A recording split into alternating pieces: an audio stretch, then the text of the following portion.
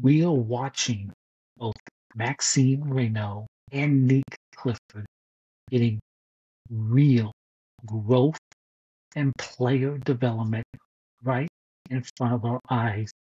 And Maxime tonight, after with the double double in that game against Miami, another solid game for Max.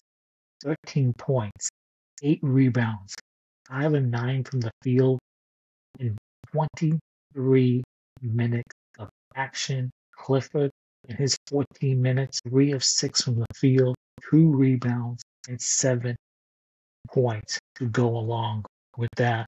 Just incredible to see. And I said it on the last episode. Until Sabonis comes back, Maxime should be the starting 5 on this Sacramento Kings team until Sabonis comes back.